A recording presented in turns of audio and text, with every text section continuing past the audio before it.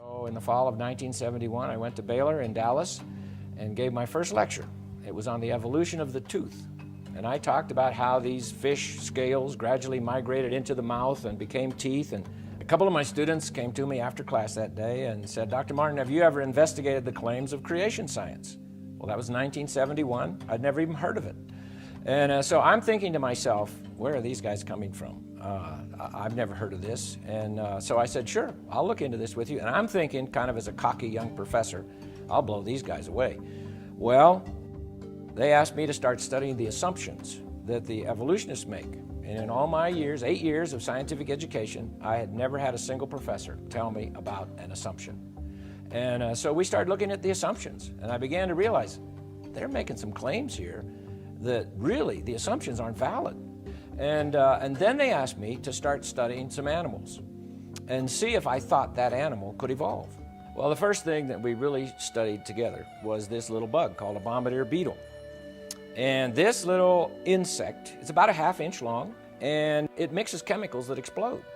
So I began to think, okay, now how would that evolve? Let's say if evolution is true, and you're evolving along here, and you don't have a defense mechanism, because that is the defense mechanism of the bug. So if evolution is true, it had to somehow evolve that. So let's say it's coming along here.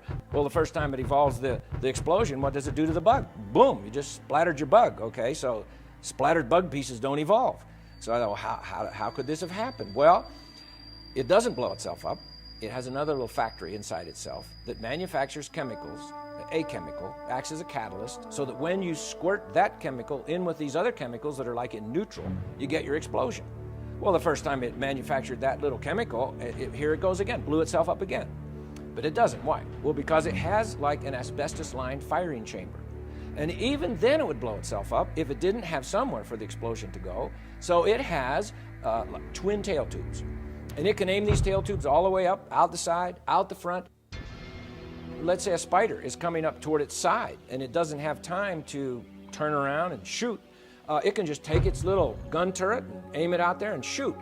The explosion on this little bug, all you hear, if you're listening as a human, you hear this pop. But scientists have now put that explosion in slow motion. And it's like about 1,000 sequential little explosions, but they're so fast, all we hear is one pop. And so you think, well, now, why would that be? Well, that was a curious thing for the scientists that study this little bug. A lot of them at Cornell University, some other places. And what they discovered was that if it was just one big pop, the little bug, if he's shooting like a spider, let's say over here, and he goes room, bang, and shoots it, he's going to pop himself right out of there. It's like lighting a burner on a jet engine. So he's out of there. But as long as it is a sequential explosion with his little legs, he can hang on. How would evolution explain a sequential explosion?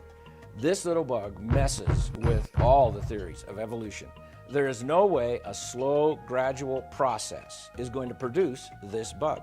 There's no way even the newest theories of evolution, like punctuated equilibria, which means evolution happens very fast.